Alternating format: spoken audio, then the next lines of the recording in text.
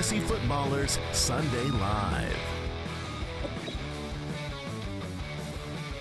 What's up, everybody? Oh, brother. We're here. If you're watching this show, you're probably in. There can be only one per league, but we are here. Welcome in the final Sunday Live of the season. Oh, my gosh. Guys, I'm with you. My insides all week have just been, well, let's just say that the bowel movements have not been regular. They are frequent and not solid. But we're going to pump in the Imodium. We're going to do our best. We're going to answer these questions. We got some ins and outs. We got who's hot right now from the website. We got it all, baby. We're going for those championships. I'm going to do my best to help you make the best decisions that you can make because what has already happened, what has already transpired in this weekend has certainly changed what people need to do. Like, did you play Jacobs and now you need something? Did you play against Derrick Henry and now you need something? The Dallas wide receivers, bit of a letdown. So it's all there. I'm just as confuzzled and woozled as everybody out there. My heart is going very, very fast. My whoop probably thinks I'm working out right now. But let's get into it. The big picture. All right. At the running back position, Alvin Kamara remains out for the Saints. That, I'm sure, is going to be a topic of discussion. The Audric Estime, Evan Hull, Taysom Hill. Bashal Tootin for the Jags. He's going to be out. ETN should get the amount of work. Travion Henderson. I know there's some people who don't want to hear that, but I love it. He's back, baby. He cleared the concussion. He did my anecdotal, very unscientific evidence of guys who hit their heads on the ground being out the following week. Kaput. I mean, it was unscientific to begin with, but Travion Henderson is back. Ramondre Stevenson moves from a absolute must play into he's still a fine play. He's still a good play. I would prefer Henderson over the two, as that's the way that the work was going, and it was a concussion. It was not a leg injury. Henderson's still going to be the fastest man on the planet. Dylan Sampson is in for the Cleveland Browns. I don't know that there's a situation where he's going to be playing for people, but, you know, nasty times call for nasty measures. At the wide receiver position, Odunze is out. Now, this is a bit wild. Kayshon Boutte is out. Mac Hollins is out for the New England Patriots. Demario Douglas was questionable. He is going to play. But Kyle Williams. Guys, what? In the final week, the championship week, Kyle Williams is in play? I mean, it's still a Hail Mary, but I don't know if his name's going to come up a lot in questions, but I just wanted to highlight him he's my favorite. You want to throw a haymaker? He's probably out there on your waiver wire right now. And he played once, once the injuries were happening, once Boutte was out with the concussion last week, Kyle Williams stepped in. Pop Douglas is a slot player. I think that Williams will play on the outside. Stephon Diggs is going to eat so many targets this week, but Kyle Williams is a big play guy who might actually get some volume on top of that. He's very interesting. Calvin Austin is out for the Pats. Josh, you're making prize picks lineups with Kyle Williams? Oh, a lot of them, man. A lot of them. Dude, I'm in 3 big titles. I have him in all 3 leagues. I don't know that I don't need to play him, but man, I want to do it. I want to put him in there. Chris Olave will play. That's great news. He's been dealing with his back injury, but he's going to play through it. He's in a great spot. Tyler Shuck is slinging it. Teteroa McMillan. We got a little bit of a scare this morning. He popped as questionable. It was with an illness. He is going to play. If I was playing Teteroa McMillan, I'm still playing him. I don't think I'm going to pivot from that. Marv for the Arizona Cardinals, he's going to play. The reports were his snaps could be limited. So that's a real sketchy, highly questionable play. You could get a big play, but I think I'm not going to jam him into my lineups. Michael Wilson remains a strong option, and Trey McBride is playing against the Cincinnati Bengals. Goodness gracious. Pop Douglas is in. I mentioned that. Ricky Pearsall is expected to play, but like the last note was he felt bad after practice. I think that's more relevant for like the people who are making the Juwan Jennings decision, as George Kittle is unlikely to play. He did everything he could to try and get ready, but what we're hearing is it's unlikely. It's at night. A reminder, if you're waiting on George Kittle, you better have an option like Jake Tonjes McBasketball, something like that to pivot off of, because once you get to Sunday night, your options will be very limited. But Ricky Pearsall, I don't want to play him, but he is expected to play. Drake London is expected to play on Monday. That's great news. I think that he's a good play this week. The tight end position, David he remains out. Njoku remains out. Meowsa Taylor, he's going to be out. I don't know, vet maintenance he's going to finish the year. He's not going to have a broken tackle. It's incredible. Theo Johnson, oh my goodness. The Giants and the Raiders.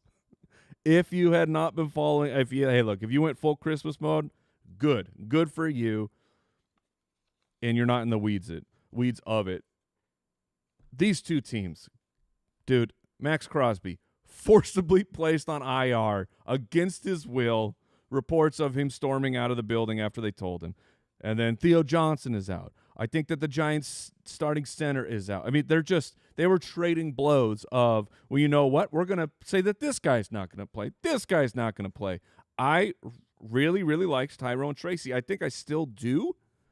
But it is a bit sketchier. It is certainly a bit sketchier, as both of these teams, at least with their actions, are saying, we are going to do everything we can short of making Jackson Dart inactive to lose.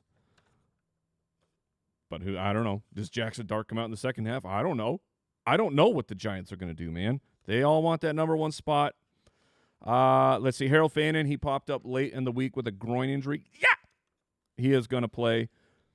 Dalton Kincaid and Dawson Knox are questionable for the afternoon games, and then Brock Bowers was kind of the Lexington shot heard around the world when they're like, you know what, Brock Bowers is too hurt, and the Giants are like, whoa, we got guys who are hurt too. Theo Johnson, he can't play. Like Ashton Genty, it's a perfect matchup against the Giants. The players are going to play to win. They will, but the opportunities that are placed in front of them, it is very, very difficult. I think I'm still playing Ashton Genty with confidence. He's in my prize picks lineup for the show. Hopefully I don't get the shame. But that's the ins and outs. My hands are a little shaky. They're starting to get a little sweaty. Josh, my best friend of the day, is the computer ready? Does it have the info? It's the last one. Let me check. Oh, man. It's every week. It hasn't let us down. TheFantasyFootballers.com. That's the hub. That's where the rankings are. We have a bunch of free information on there. Again, we're trying to help you make the best decision that you can make for your team based off of, variables, weather, the projections, implied team totals, because there's tons of smart people. We're trying to filter all of these informations and make the best lineups that we possibly can. But like I said, there's a start sit tool that's completely free. Put player X, player Y. We let you know based on some things how we would play it. And then we're kind of keeping track because there's guys who are hot every single week and they become the most prominent questions. I can't talk about every single player, obviously, on this show. The chat is crazy right now. I get it. I'm there. But that's what I'm saying. The rankings are over there. We're going to make sure that those are updated all the way to kickoff. And we don't get a Roma Dunze of whenever that was 2 weeks ago. So make sure you are on social media, paying attention to the last moment when those balls are getting kicked. I could have said that better, but that's the way it came out. All right, let's get to it.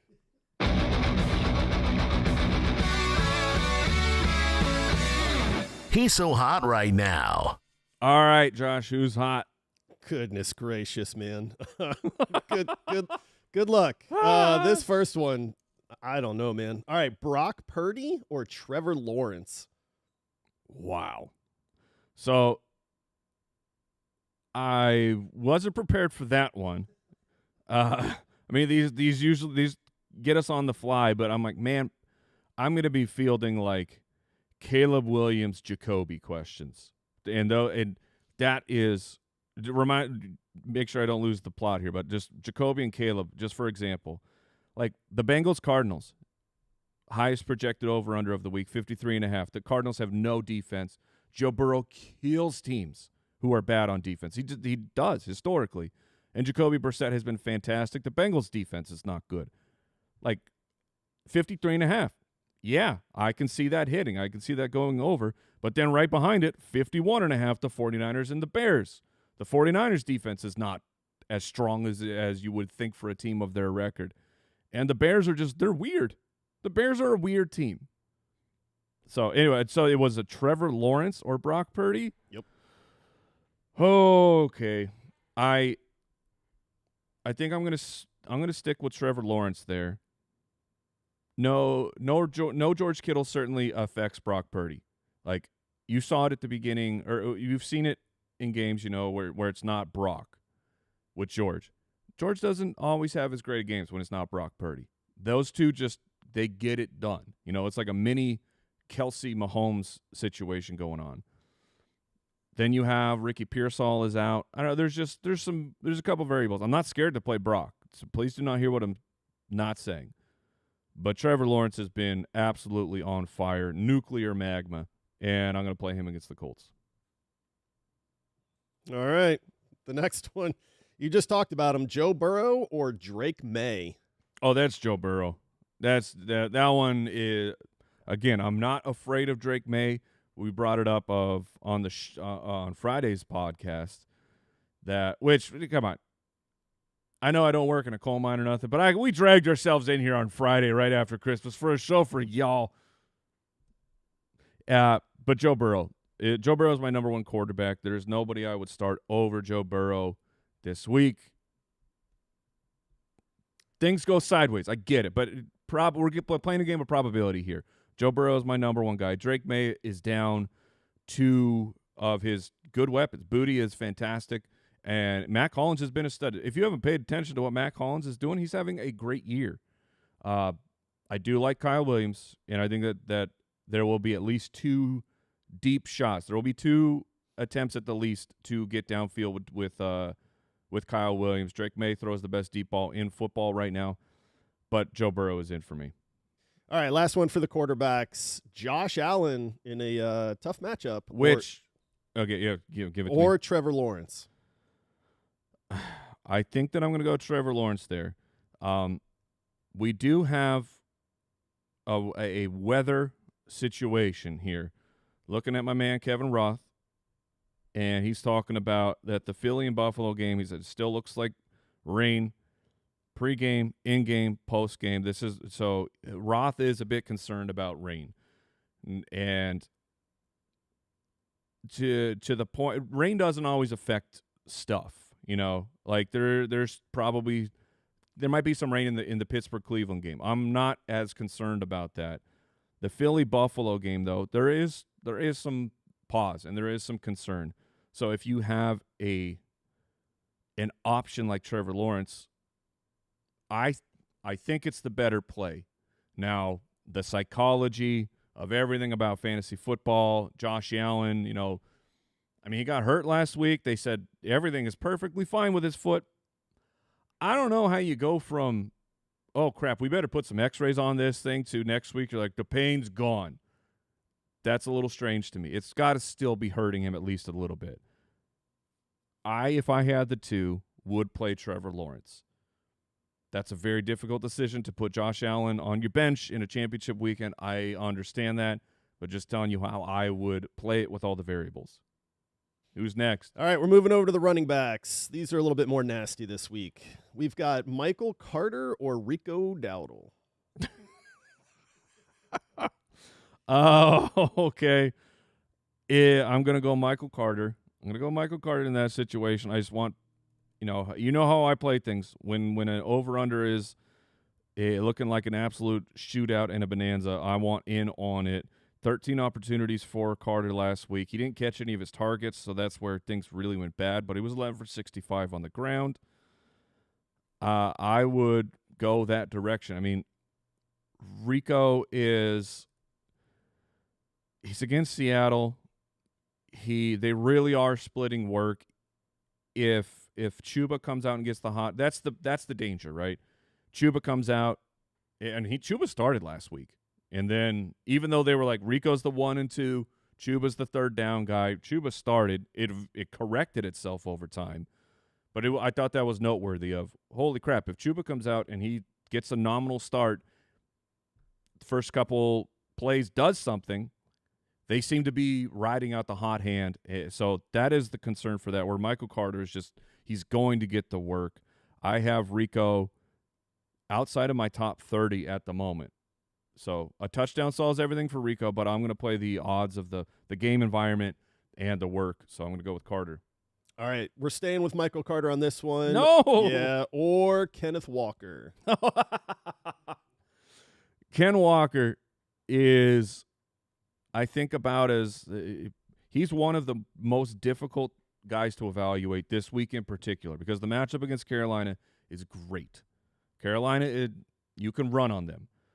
Now, the problem is that over the last month or so, Ken Walker's been getting about 10 to 11 carries on average. Now, there's a couple targets that usually sneak in there. But what if it's like 2 targets and 11 carries, and he doesn't hit the home run play because he's not getting, if you're giving me 15 carries, Ken Walker's going to hit a home run at some point. You're going to see a 20-yard carry. At 11, I don't feel as confident. My dynasty situation, I got Ken Walker. I am a heavy favorite. So as of right now, I have Juwan Johnson. I'm flexing a tight end above Kenneth Walker because I want safe points. But that's my situation.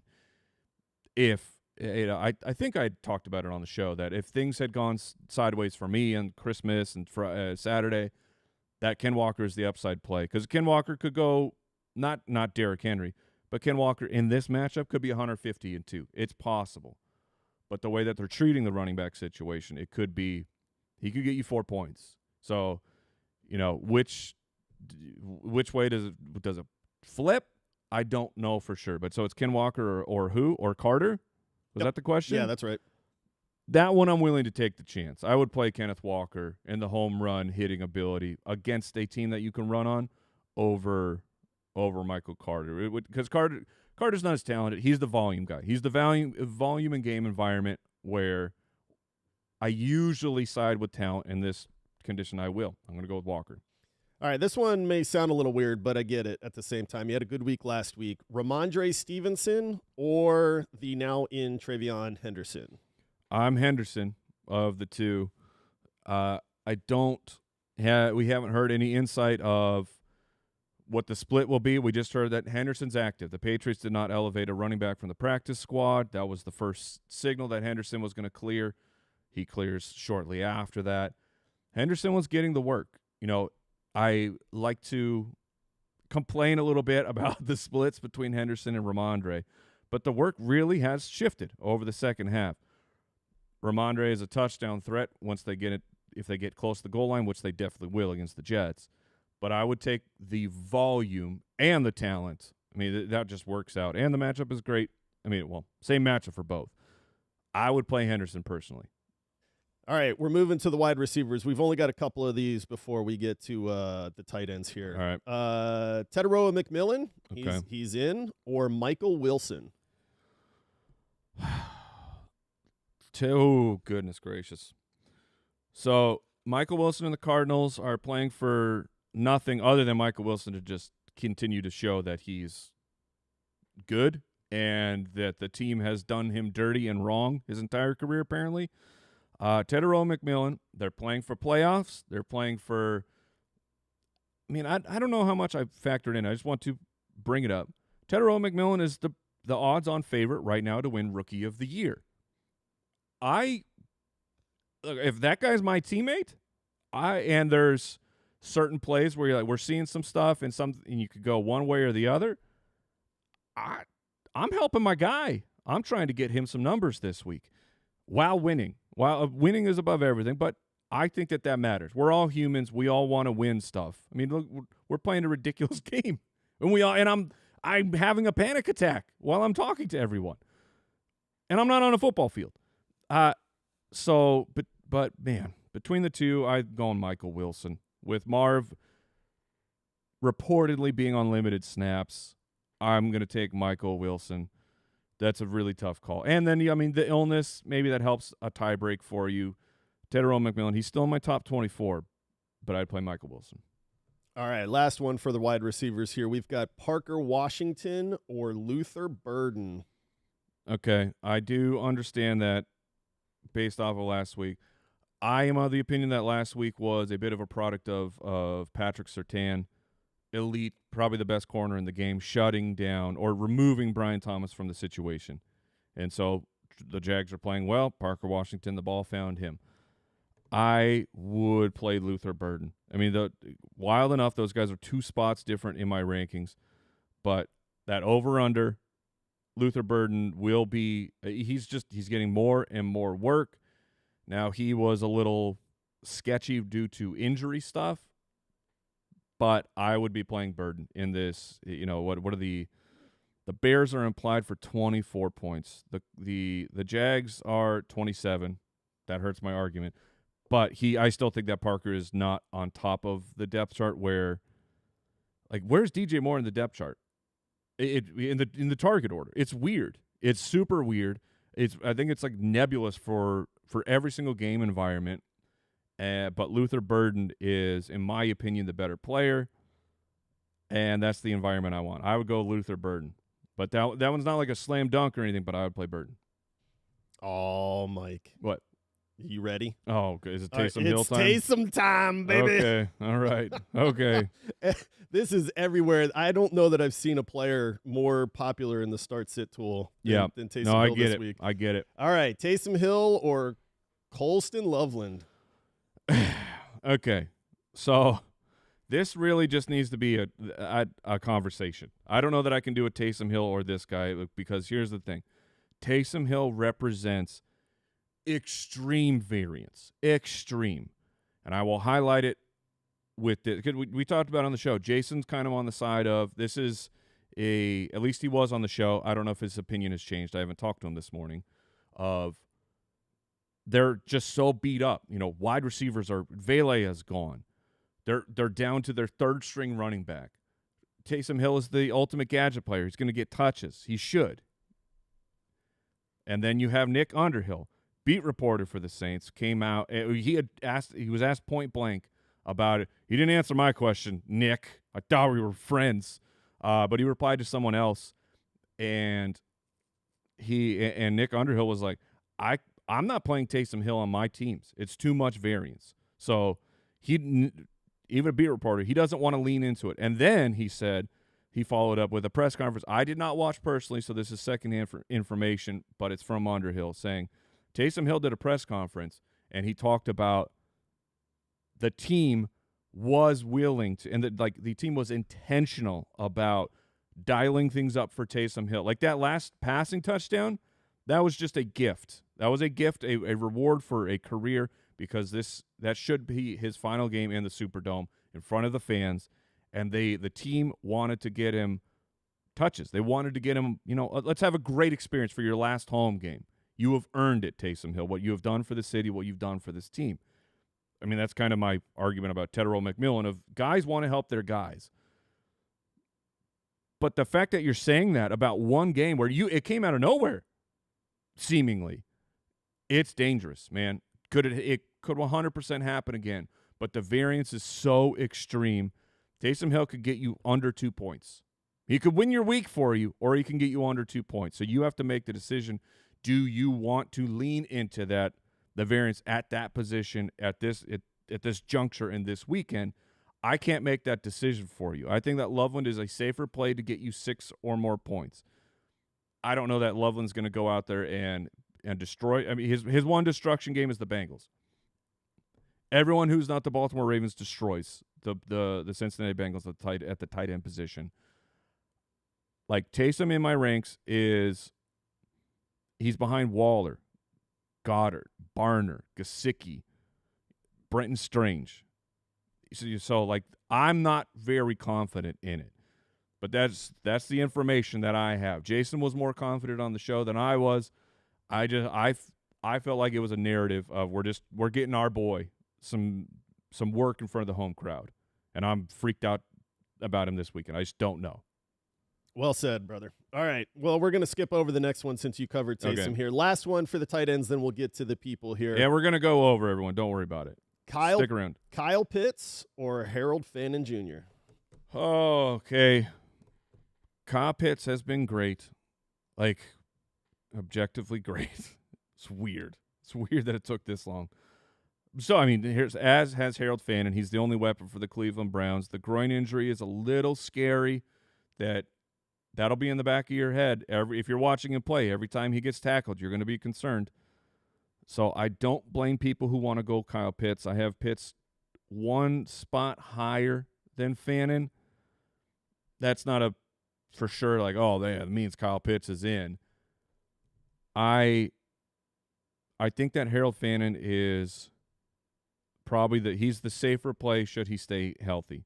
But health is part of the equation. So I would prefer to play Fannin.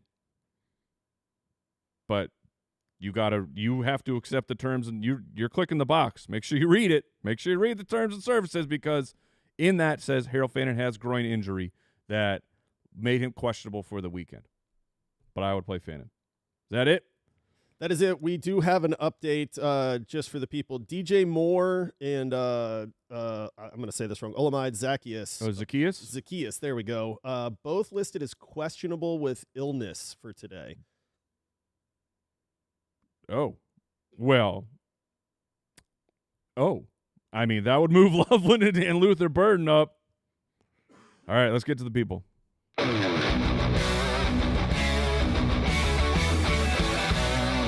Stardom, set 'em. All right, reminder, thefantasyfootballers.com. The rankings are there. The rankings are there, and along with other, the start sit tool. Tyler just said, should I go DJ Moore or Luther Burden? I mean, I don't know what the mysterious illness is that's getting everyone, and it's keeping some people down, and some people are just fine. I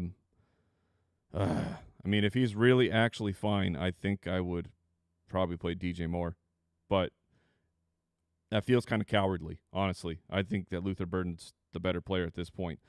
Let's see. Sam says Henry or Strange. I would play Hunt with all the injuries to the Patriots. I would play Hunter Henry.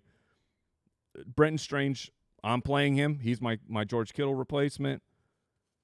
He could absolutely vanish, as could Henry, but Henry's ceiling this week is multi-touchdowns. So I would play him. Like if Henry were on that waiver wire, I would be picking him up to play him over Brenton Strange. Ooh, Brandon, a tight end premium, Juwan Johnson or Tetaroa McMillan. Oh man.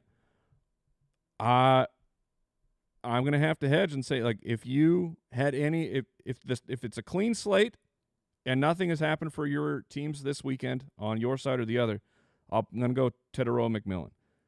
If it's come out and you just need to get yourself, it's tight end premium, so let's say 10 points, I would play Juwan. Juwan just is, he's going to be the number 2 target. We'll put it that way in the offense. Ethan says Gainwell or Hendo. Man, that's really tough. I think I'm going to go Gainwell in that situation. I don't have supreme confidence about that, but with DK out, the Ravens did win, so Pittsburgh has to win, because if they lose, next week is for the division. They have to win this week. So they're going to, like, this whole, we might have to rest people. That goes away, and I'm going to play Kenny Gainwell, he's been their best player. Speaking of Jalen Warren or Kenny Gainwell in a full PPR, the full PPR moves it into Gainwell territory for me. I like Warren this week. I think they're going to be using both running backs a lot, but the targets are going to Gainwell. They were Warrens at the beginning, but now they're Gainwells, and that's how I would play it. Sean Kelly says Stevenson or Carter. I would go with the Michael Carter side of that, of the true starter of a team in a great environment. Let's see. Next question. Find a go. Eggs. Oh, exhibit. They're eggs, though, not X. Eggs. Mike Evans or Tyrone Tracy in a half PPR. I'm going Mike Evans. Tampa Bay has plenty of motivation to win. The Giants have plenty of motivation to lose. And the Giants, I just don't know what to do with that Giants game anymore. With all those inactives coming at us left and right. I don't know what to do. All right. Oh, here we go. Tyler. Kyle Williams or Taysom Hill? Kyle Williams. Kyle Williams is how I would. You're lucky. You're a lucky dog that you get to get him in that lineup, and that's going to be a sweat. Okay, 10:35. Let's see. Oh, gosh. Kenny Gainwell or Kyron Williams in a full PPR? I'd play Kyron. The Atlanta Falcons matchup has me going Kyron. Yeah. Yep, that's how I would do it. And then let's see here. Start Jake Tonjes or A.J. Barner. That's from Jason. The problem with that is I fully expect George Kittle to be out. That's what I think is going to happen. He has not been ruled out, and he is the Sunday night game. I don't remember when the Seattle game is off the top of my head, just saying you could run into that problem. And then, all right, last one. Let's get out of here on this one. Craig says, Caleb or Baker? I'd be going with Caleb Williams, and they did double up, but that's fine. Tonjes or Strange? I'm going Brenton Strange. That's the decision I made. I have Kittle. I didn't pick up Tonjes. I'm just going to play Brenton Strange, and that's how I'm going to let the chips fall. But I'd go Caleb over Baker. That's going to do it, everyone. Number one, good luck to everyone out there. I wish you nothing but the best and your enemies nothing but the worst. But thank you so much for hanging out with us. Make sure you stick with it. We're a full-time. We're a year-long show. We're going to look back and try and figure out what happened as we tried to dig into the truth of the season. Then you're right into free agency and the draft. I mean, the football moves fast. So make sure you stick around. But thank you so much for joining us, putting your trust in us. We do not take that lightly. I'm answering these the best of my ability with all the variables that are going on out there. But I hope the ball bounces in your favor. TheFantasyFootballers.com if you need everything else or anything else. We will see you tomorrow to celebrate. Keep it beautiful. Mwah! Goodbye.